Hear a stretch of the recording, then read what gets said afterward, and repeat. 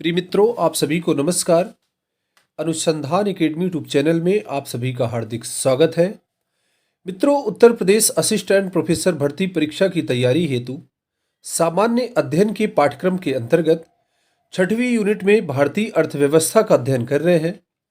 भारतीय अर्थव्यवस्था के अंतर्गत नीति आयोग, योजना आयोग, भारत की पंचवर्षीय योजनाएं, भारत की मिश्रित अर्थव्यवस्था से संबंधित वीडियो अपलोड किए जा चुके हैं। यदि आपने अभी तक पिछले वीडियो को नहीं देखा है तो जरूर देखिए। आज की इस वीडियो में आप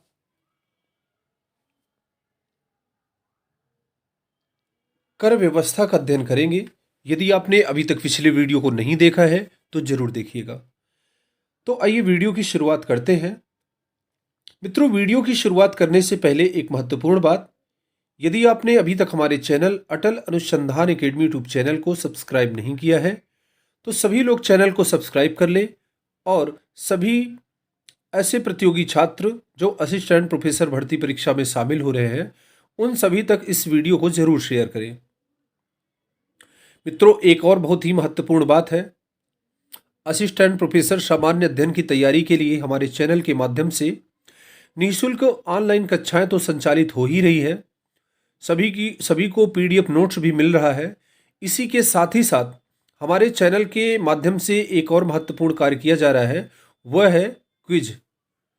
तो जब तक आप वीडियो पढ़ते हैं, क्लास लेते हैं और पीडीएफ पढ़ते हैं, नोट्स पढ़ते हैं, किताबें पढ़ते हैं, किंतु आप अपनी तैयारी का परीक्षण कैसे करें, मूल्यांकन कैसे करें, जब तक आप अपनी तैयारी का मूल्यांकन नहीं करते हैं तब तक आपकी तैयारी पूर्ण नहीं मानी जाती है। तो निःशुल्क वीडियो और पीडीएफ उपलब्ध कराने के बाद अब इस समय हमारे चैनल के माध्यम से सामान्य अध्ययन की तैयारी के लिए दो प्रकार की क्विज का आयोजन 1 जनवरी 2025 से किया जा रहा है। पहली क्विज का नाम है सफलता एक्सप्रेस टेस्ट सीरीज का आयोजन 1 जनवरी 2025 से 31 जनवरी 2025 तक किया जा रहा है। इस क्विज में सभी टॉपिक को यूनिट वाइज विद एक्सप्लेनेशन आपको कराया जा रहा है। बहुत सारे प्रतियोगी छात्र इसमें जुड़ चुके हैं और अभी तक जो नहीं जुड़ पाए हैं वो जरूर जुड़े, क्विज का फायदा लें। और इसके बाद जब ये क्विज पूरी हो जाएगी यूनिट वाइज, इसके बाद एक और टेस्ट सीरीज का आयोजन किया जाएगा। वह टेस्ट सीरीज 1 फरवरी 2025 से शुरू होगी और 5 फरवरी 2025 तक होगी। अगर छात्रों की मांग होती है, संख्या बढ़ती है, तो इस टेस्ट सीरीज का टाइम बढ़ा करके 10 फरवरी 2025 भी कर दिया जाएगा। दूसरी क्विज का नाम है सफलता विजय पथ टेस्ट सीरीज। विजय पथ टेस्ट सीरीज में संपूर्ण प्रश्न पत्र कराया जाएगा और यह प्रश्न पत्र 1 फरवरी से लेकर के 10 फरवरी तक होगा। इस प्रश्न पत्र में ऐसे प्रश्न दिए जाएंगे, आपको लगेगा एकदम ऐसा महसूस कराया जाएगा जैसे आयोग द्वारा प्रश्न पत्र यह तैयार किया गया हो और उसी प्रकार का कठिनाई स्तर होगा जिस प्रकार से आयोग द्वारा प्रश्न पूछा जाता है। तो महत्वपूर्ण सूचना ये थी कि आपके लिए दो टेस्ट सीरीज, सफलता एक्सप्रेस यूनिट वाइज और दूसरी टेस्ट सीरीज है विजय पथ संपूर्ण प्रश्न पत्र। दो टेस्ट सीरीज चलाई जा रही हैं। सभी प्रतियोगी इसमें जुड़े और ऐसे प्रतियोगी छात्र जो हमारे चैनल से जुड़े हुए हैं, हमारे चैनल से निःशुल्क पढ़ रहे हैं, ऐसे प्रतियोगी छात्रों का एक नैतिक दायित्व भी है कि ऐसे छात्र जो मोटी रकम दे करके या फिर पैसे दे करके कोचिंग ज्वाइन नहीं कर सकते, तैयारी नहीं कर सकते, या फिर इलाहाबाद में या अन्य शहरों में जा कर के कोचिंग ज्वाइन नहीं कर सकते हैं, ऐसे प्रतियोगी छात्र जो दूर दराज के क्षेत्रों में रह रहे हैं जहां पर नेटवर्क की सुविधा है किंतु वहां पर ऑफलाइन संस्थाओं की पहुंच नहीं है, ऐसे प्रतियोगी छात्रों को हम प्रोफेसर बनाना चाहते हैं। तो आप चैनल को ज्वाइन करें। के लिए तरह तरह के प्रोग्राम संचालित किए जा रहे हैं। अब आप इसका फायदा उठा पा रहे हैं या फिर नहीं उठा पा रहे हैं, ये आपकी जिम्मेदारी बनती है। तो आइए वीडियो को शुरू करें। आज आपका एक नैतिक दायित्व है, नैतिक कर्तव्य है कि इस चैनल को कम से कम एक कैंडिडेट 10 लोगों को जरूर शेयर करें जो असिस्टेंट प्रोफेसर भर्ती परीक्षा में जो आपके मित्र बंधु इसमें शामिल होना चाहते हैं। तो क्विज से रिलेटेड डिटेल में सूचना जो है वो आपको डिस्क्रिप्शन लिंक में दे दी जाएगी, और पीडीएफ नोट्स का लिंक भी डिस्क्रिप्शन में दे दिया जाएगा। वहाँ से आप डाउनलोड करें और आप अपनी तैयारी को आगे बढ़ाते रहें। मेरी तरफ से आप सभी को अग्रिम शुभकामनाएं हैं। इन्हीं शुभकामनाओं के साथ वीडियो की शुरुआत करते हैं। तो मित्रों, आज का टॉपिक है भारत में कर संरचना। कर व्यक्ति द्वारा सरकार को दिया जाने वाला अनिवार्य भुगतान है, जिसे सरकार सभी के सामान्य हित के लिए खर्च करती है और जिसका करदाता को प्राप्त होने वाले विशेष लाभ से कोई लेना देना नहीं होता है।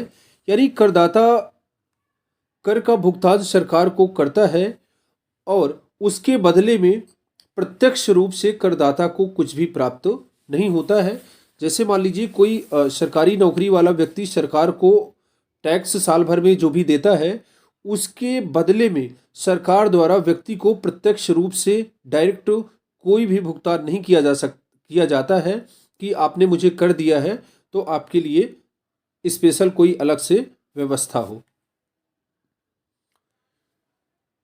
वित्त आयोग की सिफारिश के आधार पर केंद्र सरकार तथा राज्य सरकारों के बीच राजस्व का विभाजन किया जाता है।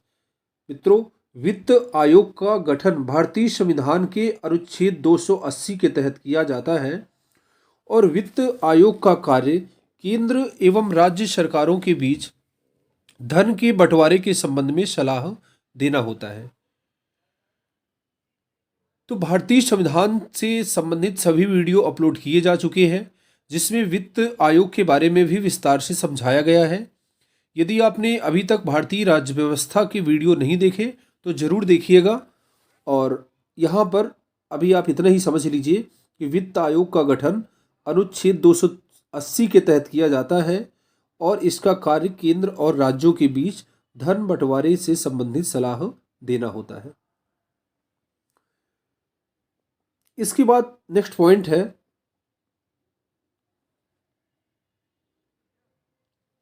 कुछ ऐसे कर हैं जिनको लगाने एवं एकत्र करने का अधिकार केंद्र सरकार को है और इनको खर्च करने का भी अधिकार केंद्र सरकार को है।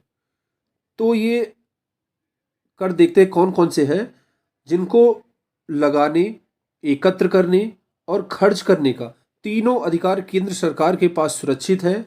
ऐसा कर है आयकर, निगम कर, केंद्रीय उत्पाद शुल्क और सेवा कर। और भी कर है, किंतु परीक्षा के दृष्टिकोण से जो विभिन्न प्रतियोगी परीक्षाओं में बार बार पूछे गए हैं, ये चार बहुत ही महत्वपूर्ण हैं। आप इनको याद रखेंगे, आपसे प्रश्न पूछा जा सकता है। दूसरा है कुछ ऐसे कर हैं जिनको लगाने, एकत्र करने का अधिकार राज्य सरकारों को है और इनको खर्च करने का भी अधिकार राज्य सरकार को है। यहाँ पर आप देख रहे हैं, ये तो ऊपर के जो कर थे, इनको लगाने, एकत्र करने एवं खर्च करने का अधिकार केंद्र सरकार को है। आयकर, निगम कर, केंद्रीय उत्पाद शुल्क और सेवा कर। इसके बाद जो दूसरा प्रकार है यहाँ पर, इनको लगाने, एकत्र करने एवं खर्च करने का अधिकार राज्य सरकारों को होता है। कृषि आय पर कर, मनोरंजन कर, राज्य मूल्य वर्धित कर, इन तीनों प्रकार के करों को राज्य सरकार लगाती है, एकत्र करती है और अपने उपयोग में इनको खर्च भी करती है। इसके बाद कुछ कर ऐसे हैं जिनको लगाने, एकत्र करने का अधिकार तो केंद्र सरकार को है, किंतु इनसे प्राप्त राजस्व को राज्यों के बीच में बांट दिया जाता है, जैसे संपदा शुल्क और विज्ञापन कर। इसके बाद अगला प्रकार है कुछ कर एवं शुल्क ऐसे हैं जिनको लगाने का अधिकार तो केंद्र सरकार को है, लेकिन उनको एकत्र एवं खर्च करने का अधिकार राज्य सरकारों को दिया गया है, जैसे स्टाम्प शुल्क। तो मित्रों, ये कर से संबंधित ऐसे महत्वपूर्ण पॉइंट्स थे जो विभिन्न प्रतियोगी परीक्षाओं में एक बार नहीं बार बार पूछे गए हैं। तो आपकी परीक्षा की संभावनाओं को देखते हुए इन सबको नोट करने का प्रयास किया गया है, तो आप इन सबको याद रखेंगे। अब बात करते हैं कर के प्रकार, टाइप्स ऑफ टैक्स। कर के प्रकार कर प्रणाली मुख्य रूप से 3 प्रकार की होती है, जिसमें पहला है प्रत्यक्ष एवं अप्रत्यक्ष कर। ये पहला पॉइंट है, प्रत्यक्ष एवं अप्रत्यक्ष कर। बात करते हैं प्रत्यक्ष कर की।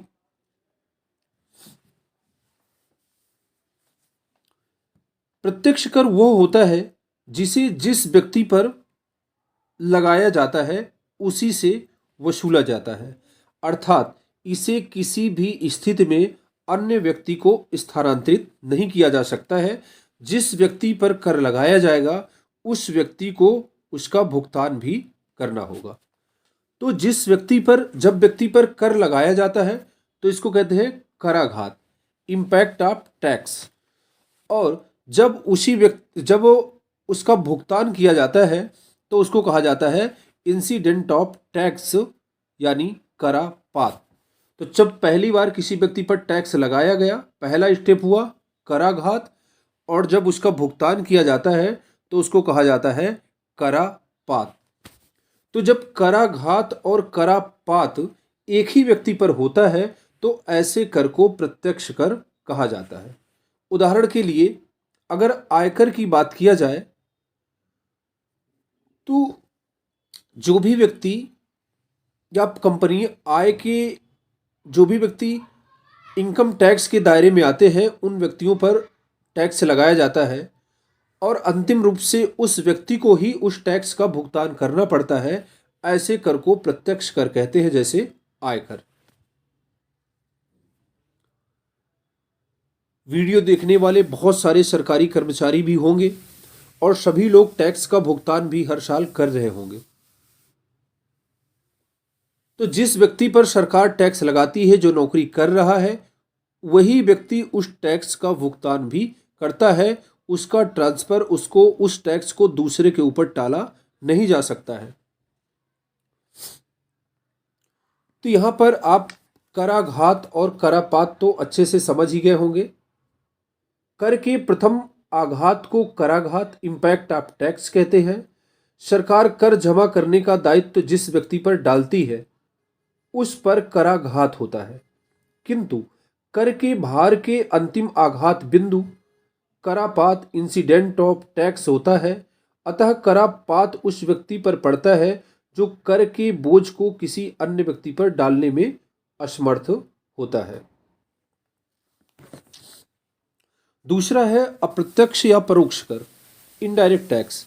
ऐसे करों को अप्रत्यक्ष कर कहा जाता है जिनका मौद्रिक भार दूसरों पर डाला जाता है।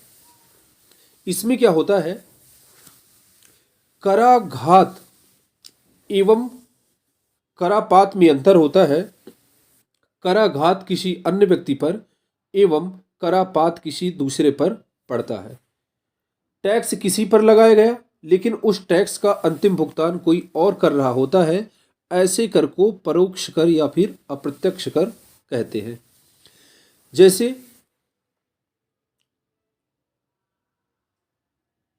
सरकार चीनी मिल मालिकों पर टैक्स लगाती है, कंपनियों पर टैक्स लगाती है, तो वह थोक बिक्री में उसका रेट बढ़ा देते हैं और थोक व्यापारी को महंगे दामों में बेचते हैं। इसके बाद वो उस टैक्स को थोक व्यापारियों से वसूल लेते हैं। दूसरी तरफ वही थोक व्यापारी जब मार्केट में चीनी को बेचता है तो उसका रेट बढ़ा देता है। तो इस प्रकार से रेट बढ़ाया गया चीनी कंपनियों पर, चीनी मालिकों पर, लेकिन उस रेट का अंतिम भुगतान, उस टैक्स का अंतिम भुगतान उपभोक्ताओं को करना पड़ता है जो कि चीनी का उपभोग करते हैं या फिर उसका उपयोग करते हैं। इसी तरह से यदि साबुन की अगर बात किया जाए तो सरकार साबुन कंपनियों पर टैक्स लगाती है और उस टैक्स का भुगतान अंतिम रूप से उपभोक्ताओं को करना पड़ता है। तो ऐसे कर को अप्रत्यक्ष या परोक्ष कर कहा जाता है। यहां पर प्रत्यक्ष कर दो प्रकार के हैं। पहला है प्रत्यक्ष कर दो प्रकार के हैं, केंद्र सरकार के प्रत्यक्ष कर और राज्य सरकार के प्रत्यक्ष कर। केंद्र सरकार के प्रत्यक्ष कर कौन कौन से हैं? व्यक्तिगत आयकर, पर्सनल इनकम टैक्स, निगम कर, कारपोरेट टैक्स कंपनियों पर लगाया जाता है, संपत्ति कर, उपहार कर, पूंजी लाभ कर और प्रतिभूति कर। इसके बाद है स्टेट ड्यूटी, अस्थि कर। दूसरी तरफ राज्य सरकार के प्रत्यक्ष कर के स्रोत है भू राजस्व, कृषि आय पर कर, होटल प्राप्तियों पर कर, व्यवसाय कर, रोजगार पर कर और पथ कर, रोजगार पर कर, पथ कर, गैर शहरी अंचल संपत्तियों पर कर। तो ये है प्रत्यक्ष कर, इनको आप याद रखेंगे। विभिन्न प्रतियोगी परीक्षाओं में ये प्रश्न बार बार पूछे गए हैं। संपत्ति कर कौन लगाता है और किस पर लगाता है? तो केंद्र सरकार द्वारा कंपनियों पर लगाया जाता है। इसी तरह से केंद्र सरकार और राज्य सरकार के अंतर्गत आने वाले प्रत्यक्ष कर को आप याद रखेंगे। अब बात करते हैं अप्रत्यक्ष कर की। अप्रत्यक्ष कर केंद्र सरकार के अप्रत्यक्ष कर, राज्य सरकार के अप्रत्यक्ष कर। केंद्र सरकार का अप्रत्यक्ष कर है सीमा शुल्क, केंद्रीय उत्पाद शुल्क, सेवा कर, केंद्रीय विक्री कर,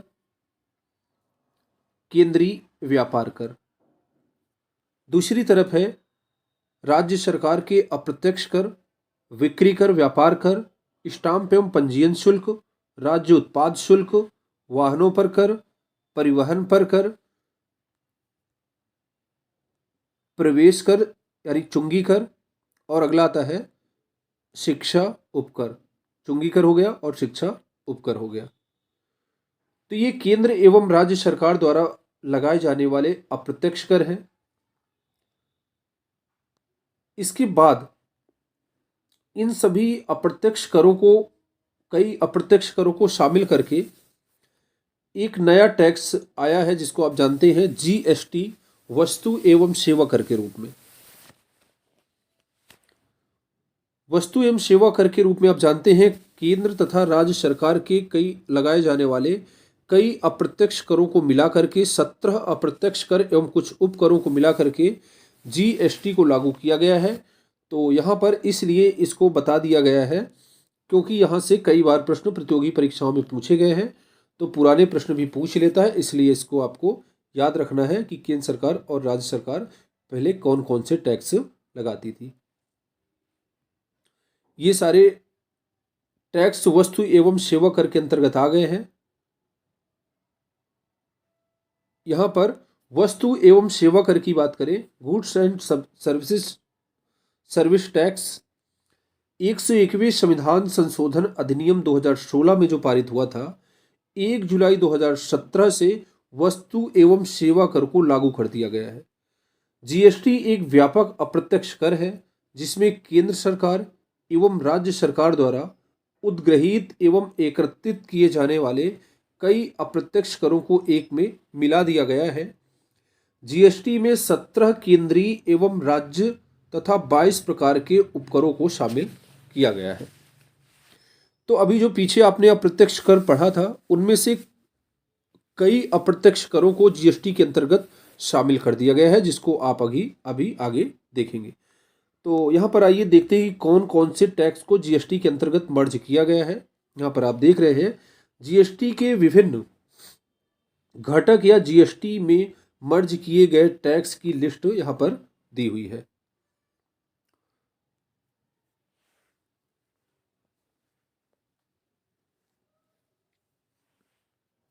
यहाँ पर जीएसटी के 3 महत्वपूर्ण घटक हैं, सीजीएसटी, एसजीएसटी और आईजीएसटी। सीजीएसटी क्या होता है? भारत सरकार ने वस्तुओं की अंतर्राज्यीय बिक्री पर इसे लगाया है। दूसरा है राज्य सरकार अंतर्राज्यीय बिक्री पर एसजीएसटी लगाती है। इसके बाद केंद्र सरकार इंटर स्टेट ट्रांजैक्शन पर आईजीएसटी एकत्र करती है।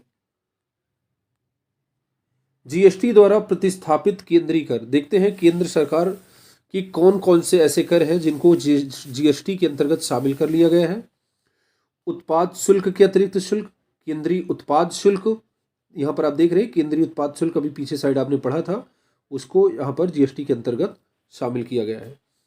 चिकित्सा और शौचालय तैयार करने के अधिनियम के तहत लगाया जाने वाला उत्पाद शुल्क, वस्त्र और वस्त्रों के उत्पादों के तहत लगाए जाने वाले उत्पाद शुल्क के अतिरिक्त शुल्क, सीमा शुल्क, ये आपने अभी पढ़ा था, सीमा शुल्क, सेवा कर, सर्विस टैक्स, सरचार्ज टैक्स, केंद्रीय बिक्री कर, इनको शामिल किया गया है। वहीं दूसरी तरफ जीएसटी के अंतर्गत राज्य सरकार के कौन कौन से टैक्स शामिल किए गए हैं? राज्य वैट बिक्री कर, केंद्रीय बिक्री कर, खरीद कर, मनोरंजन कर, लग्जरी टैक्स, प्रवेश कर, lottery, betting, gambling tax, surcharge और सेक्स सेस, विज्ञापनों पर टैक्स।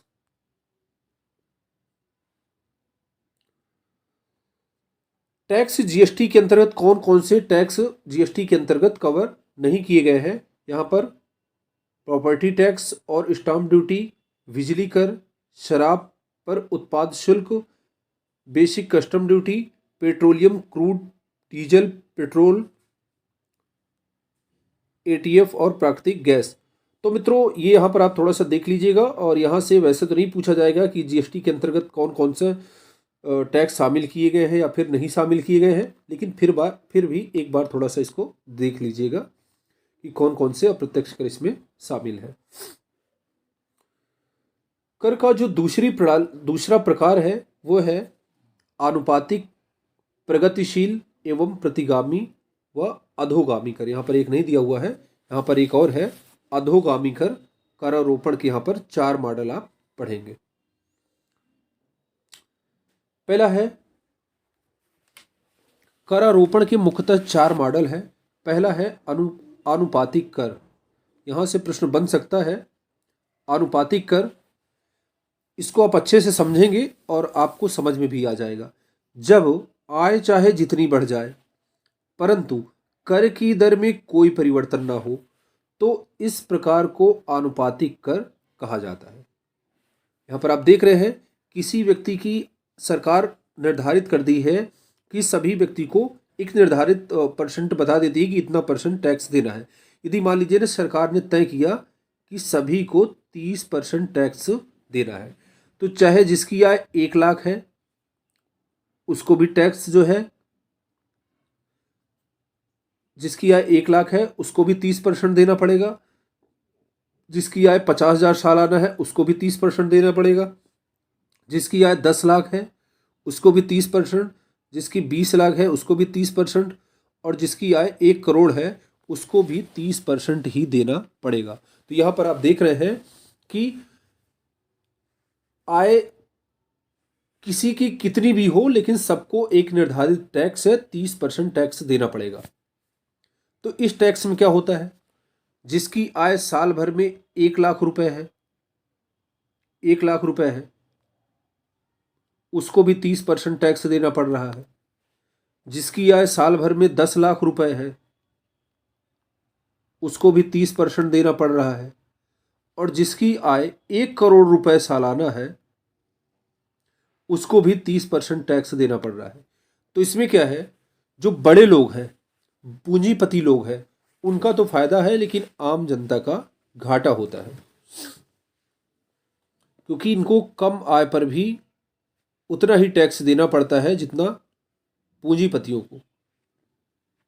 जिसकी 1 लाख इनकम है उसको 30% देना पड़ता है, तो 70,000 ही उसके पास बचते हैं, तो 70,000 में सारी चीज़ें उसको चलाना होता है। वहीं दूसरी तरफ 1 करोड़ रुपए है उसको 30% लगता है, तो उसके लिए कोई बड़ी बात नहीं होती है। तो इस कर को आप समझ गए होंगे, इसको आप एक डायग्राम के माध्यम से यहाँ पर समझेंगे तो और अच्छे से समझ में आ जाएगा। यहाँ पर आप देख रहे हैं ये है आनुपातिक कर, प्रोपोर्शनल टैक्स। यहाँ पर एक तरफ तो आय दी हुई है 1,000, 2,000, 10,000, 1,000, 2,000, 3,000। एक तरफ आय, यहाँ पर आप क्या देख रहे हैं, आय इधर बढ़ती जा रही है, और दूसरी तरफ यहाँ पर क्या दिया हुआ है, टैक्स 10%, 20%, 30%। अब यहाँ पर इसमें आप देख रहे हैं इस ग्राफ में कि आय तो व्यक्ति की बढ़ती जा रही है, पर टैक्स 20% था और हर जगह यहाँ पर 20% है, और टैक्स को नहीं बढ़ाया गया है, सभी को 10% टैक्स ही देना है, आय चाहे जितनी हो। इसके बाद दूसरे टैक्स की बात करते हैं, प्रगतिशील कर। प्रगतिशील कर, प्रोग्रेसिव टैक्सेशन में क्या होता है, जब आय में वृद्धि के साथ साथ कर की दर में भी वृद्धि होती जाए तो ऐसी कर प्रणाली को प्रगतिशील करारोपण कहा जाता है। भारत में प्रगतिशील करारोपण प्रणाली को अपनाया गया है। ये प्रश्न आपसे पूछा जा सकता है। अगर टैक्स में प्रत्यक्ष कर अप्रत्यक्ष कर के अलावा अगर कोई महत्वपूर्ण क्वेश्चन है तो यही पूछा जा सकता है कि भारत में किस प्रकार की टैक्स प्रणाली है, आनुपातिक, प्रगतिशील, प्रतिगामी, अधोगामी। तो इसका उत्तर है भारत में प्रगतिशील कर प्रणाली है। तो आइए देखते हैं भारत की प्रगतिशील कर प्रणाली क्या है और इसके माध्यम से आप अच्छे प्रकार से समझ जाएंगे। तो पहले इस ग्राफ के माध्यम से समझेंगे प्रोग्रेसिव टैक्स। प्रोग्रेसिव टैक्स यहाँ पर एक तरफ देख रहे हैं आय 1000, 2000, 3000, 4000 आय यहाँ पर बढ़ती जा रही है और 10%, 20% दूसरी तरफ यहाँ पर क्या दिखाया गया है। एक तरफ इस ग्राफ में एक तरफ क्या दिखाया गया है, एक तरफ आय बढ़ती हुई आय है और दूसरी तरफ टैक्स का बढ़ता हुआ प्रतिशत है। तो यहाँ पर आप देख रहे हैं कि जैसे जैसे आय बढ़ रही है, जब 1000 थी तो 10%, जब 2000 है तो 20% और जब 3000 है तो यहाँ पर टैक्स 3%,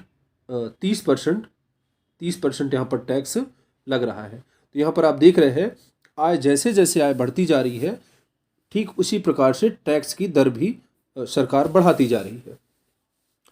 तो मित्रों अब इसको भारत के टैक्स स्लैब से मैच कराते हैं तो आप और अच्छे से समझ पाएंगे। देखिए न्यू टैक्स रिजीम है, टैक्स स्लैब 2024 की हम बात कर रहे हैं। 2024 में सरकार द्वारा जो टैक्स स्लैब जारी किया गया था, यहाँ पर आप देख रहे हैं ऐसे लोग जिनकी आय 3 लाख रुपए वार्षिक है उनको निल कोई भी कर देना नहीं पड़ता है। दूसरी तरफ क्या है, जिनकी आय 3 लाख से 6 लाख रुपए प्रतिवर्ष है उनको 5% टैक्स देना पड़ता है। कितना? 5% टैक्स उनको देना पड़ता है।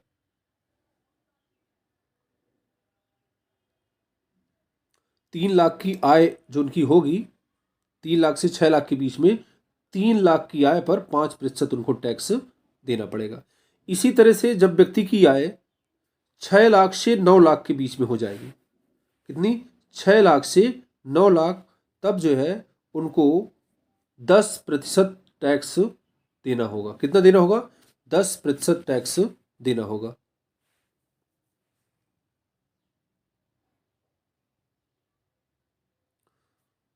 तो 6 लाख की आय पर उनको टैक्स लगेगा 10% और 15,000 रुपये इधर। 3 लाख से 6 लाख के बीच में उसको 15,000 रुपये हो जाएगा उसका 5% में, और जो 6 लाख रुपए की 10% उसको देना पड़ेगा। इसके बाद अगला है जिनकी आय 9 लाख से लेकर के 12 लाख रुपए प्रतिवर्ष होगी तो 45,000 रुपये प्लस 15%, 9 लाख का 15% उसको देना पड़ेगा 45,000 रुपये, क्योंकि 45,000 रुपये 15,000 तो 5% हो गया और 35,000 रुपये 10% में आ गया तो 45,000 रुपये ये हो गए और 15,000 रुपये 15% जो है 9 लाख की इनकम पर उसको 15% उसको टैक्स देना पड़ेगा।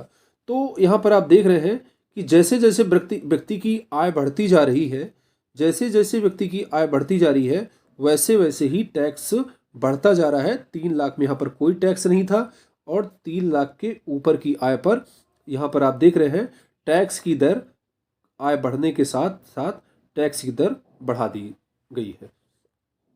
तो ये जो है ये कर प्रणाली की नैतिक व्यवस्था के अनुरूप है, क्योंकि जिन व्यक्तियों की आय कम होती है उनको टैक्स कम लगे और जिन व्यक्तियों की आय ज़्यादा है उनको टैक्स ज़्यादा लगे। तो भारत में आनुपातिक कर व्यवस्था अपनाई गई है। मुझे उम्मीद है आप अच्छे से इसको समझ गए होंगे, और अगर कोई चीज़ समझ में नहीं आती है तो आप कमेंट बॉक्स में कमेंट करके आप मुझसे पूछ भी सकते हैं, और नंबर भी दिया रहता है, आप कॉल करके भी पूछ सकते हैं। इसके बाद बात करते हैं हम प्रतिगामी कर की, रिग्रेसिव टैक्स। जब आय में वृद्धि के साथ साथ कर की दर कम होती जाती है तो इसे प्रतिगामी करारोपण कहा जाता है। अभी प्रगतिशील में आपने क्या देखा है, आय बढ़ने में क्या हो रहा था, टैक्स की दर भी बढ़ती जा रही थी। तो उसमें क्या होता था, गरीब लोगों को फायदा हो जाता है, जैसे 3 लाख जिनकी इनकम है उनको टैक्स देना ही नहीं पड़ रहा है, या फिर 3 लाख से जिनकी 6 लाख के बीच में आय है उनको केवल 5% देना पड़ रहा है। तो कुल मिलाकर के यहाँ पर जो कम आय वाले लोग हैं, मध्यम वर्गीय वाले लोग हैं, उनको मध्यम तो मैं नहीं कहूँगा, लेकिन गरीब लोग हैं, गरीब तबके के लोगों को फ़ायदा है, और बड़े लोगों को जैसे जैसे आय बढ़ रही है उनको ज़्यादा टैक्स लग रहा है। उसका जस्ट अपोजिट एक टैक्स है प्रतिगामी कर। जब आय में वृद्धि के साथ साथ कर की दर क्या हो रही है, कम होती जा रही है, तो इसे प्रतिगामी करारोपण कहा जाता है। यहाँ पर आप देखेंगे इस डायग्राम के माध्यम से प्रतिगामी कर को, रिग्रेसिव टैक्स को, यहाँ पर आप देख रहे हैं इस ग्राफ में क्या है, एक तरफ आय बढ़ती जा रही है, यहाँ पर आप देख रहे हैं आय दिया हुआ है, ये आय दिया हुआ है, बढ़ती हुई आय है, और ऊपर क्या है, टैक्स, बढ़ता हुआ टैक्स दिया गया है। तो अब देखिए यहाँ पर जब आय व्यक्ति की 1,000 रुपये सालाना थी, 1,000 रुपये मान लीजिए, या फिर 1 करोड़, कुछ भी मान लीजिए, यहाँ पर उदाहरण है, जब 1,000 थी तब उसको 30% टैक्स देना पड़ता था, और जब 2,000 हो गई तब उसको 20% टैक्स लगने लगा, और जब 30,000 हो गई तब उसको 10% टैक्स लगने लगा। तो यहाँ पर आप देख रहे हैं जैसे जैसे आय बढ़ रही है तो ये जो है टैक्स का ग्राफ कम होता जा रहा है, टैक्स उसको ज़्यादा कम, आय बढ़ रही है वैसे ही उसको कम टैक्स देना पड़ रहा है। तो इस कर व्यवस्था में क्या होता है कि गरीब लोगों का नुकसान होता है, अमीर लोगों को फायदा होता है, लेकिन ये एक ऐसी व्यवस्था है कि जो व्यक्ति को कार्य करने के लिए या फिर पैसे कमाने के लिए प्रेरित करती है कि अधिक से अधिक पैसा कमाओ तो टैक्स कम लगेगा, अगर कमाओगे नहीं, मेहनत करोगे, कम आय रखोगे तो आपको टैक्स ज़्यादा देना होगा। तो ये जो है कमाने के लिए या फिर देश के विकास के लिए जो है ये प्रेरित करती है, लेकिन फिर भी गरीब लोगों का इसमें नुकसान होता है। अब बात करते हैं अगला है अधोगामी कर। अधोगामी कर क्या होता है, जब कर की दर एक निश्चित सीमा तक आय में वृद्धि के साथ बढ़े परंतु उस सीमा के बाद स्थिर हो जाए तो इसे अधोगामी कर व्यवस्था कहा जाता है। अधोगामी कर व्यवस्था ये जो है प्रगतिशील कर व्यवस्था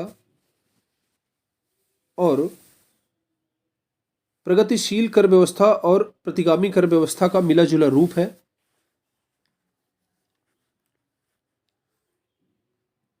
प्रगतिशील एवं प्रतिगामी कर व्यवस्था का मिला जुला रूप है। यहाँ पर क्या है कि एक सीमा तक तो आय, जैसे जैसे आय बढ़ती है टैक्स की दर भी बढ़ती है, किंतु उसके बाद क्या होता है, स्थिर हो जाता है, फिर टैक्स नहीं बढ़ाया जाता है। किसी व्यक्ति की कितनी भी इनकम हो उस पर टैक्स नहीं लगाया जाता है। जैसे सरकार ऐसे तय कर ले कि जब व्यक्ति की आय 1,000 होगी तो उसको 10%, जब 20,000 होगी तो 20%, और जब 50,000 हो जाएगी तो 30%, ऐसे कर ले। लेकिन उसके बाद 50,000 के ऊपर चाहे जितनी भी आय बढ़ जाए उस पर टैक्स नहीं लगाया जाएगा, वो टैक्स 30% पर स्थिर हो जाएगा। ऐसे कर को डिग्रेसिव टैक्सेशन कहा जाता है। तो मित्रों, इन तीनों टैक्स को मैंने एक ग्राफ के माध्यम से समझाने का प्रयास किया है। मुझे उम्मीद है ये अच्छी प्रकार से आपको समझ में आया होगा, और इनको आप अच्छे से समझ लीजिएगा, पढ़ लीजिएगा, ताकि परीक्षा में आए तो आपका प्रश्न गलत ना हो। टैक्स का एक और प्रकार रह गया है विशिष्ट और मूल्यानुसार कर।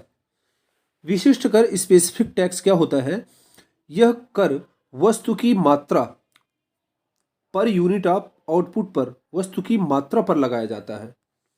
और दूसरा कर जो होता है मूल्यानुसार कर, यह वस्तु के मूल्य पर लगाया जाता है। किसी वस्तु के जो मूल्य होता है 100 रुपये, 50 रुपये, 200 रुपये, जो भी उसका मूल्य होता है, तो उस वस्तु के मूल्य पर टैक्स लगा दिया जाता है, तो इसे जो है मूल्यानुसार टैक्स कहा जाता है। और वस्तु की मात्रा, यूनिट पर जो टैक्स लगता है उसको कहा जाता है, जैसे कोई भी चीज़ आपने अगरबत्ती खरीदी तो कितनी पैकेट खरीदी, तो उसकी मात्रा पर जो टैक्स लगता है उसको जो है यहाँ पर विशिष्ट कर कहा जाता है। तो मित्रों, इस वीडियो के माध्यम से भारत की कर प्रणाली को समझाने का प्रयास किया है और मुझे उम्मीद है कि इस वीडियो को देखने के बाद आपको लगेगा कि हाँ, आपकी टैक्स वाला टॉपिक अच्छे से कंप्लीट हो गया है, आप अच्छे से तैयारी कर पा रहे हैं। तो मित्रों, आज के लिए इतना ही और मिलते हैं नेक्स्ट वीडियो में। इकोनॉमिक्स के अन्य वीडियो जो बचे हुए हैं उनको भी धीरे धीरे करके अपलोड किया जाएगा। तब तक आप पढ़ते रहें, टाइम बहुत कम है, समय का ध्यान रखें, अपनी एक प्लान बना लें। 16 एवं 17 फरवरी को परीक्षा है, तो उसकी रणनीति आप पहले से तैयार रखिए और उस रणनीति के तहत ही कार्य करिए ताकि आपको सफलता मिल जाए। क्योंकि कई बार मित्रों ऐसा होता है कि आप मेहनत करते हैं, तैयारी करते हैं। जैसे आप धनुर्विद्या की बात किया जाए तो धनुर्विद्या आपने खूब सीखी, पर जब युद्ध क्षेत्र में गए तो धनुर्विद्या आपको भूल गई। तो ऐसी विद्या का क्या मतलब है? आप उसको सीखिए भी और उसका उपयोग करिए। व्यवहारिक जीवन में ज्ञान के प्रयोग को कला कहते हैं। तो आप बहुत सारी चीज़ें पढ़ रहे हैं, कॉपी किताब सारी चीज़ें पढ़ रहे हैं, लेकिन उसका उपयोग नहीं कर पा रहे हैं, तो क्या मतलब है? तो जब तक विज्ञान में कला का समावेश नहीं होता तब तक आपकी तैयारी पूर्ण नहीं हो पाएगी। तो आप किताबों को पढ़ते रहिए सिस्टमैटिक तरीके से, वो विज्ञान है, किंतु अपने इस ज्ञान को परीक्षा में उपयोग करिए, ये एक कला है। तो विज्ञान और कला का ऐसा सामंजस्य बनाइए जिससे आपके असिस्टेंट प्रोफेसर भर्ती का जो रिजल्ट जारी हो उसकी अंतिम सूची में आपका नाम हो। इन्हीं शुभकामनाओं के साथ आज के वीडियो को समाप्त करते हैं। धन्यवाद।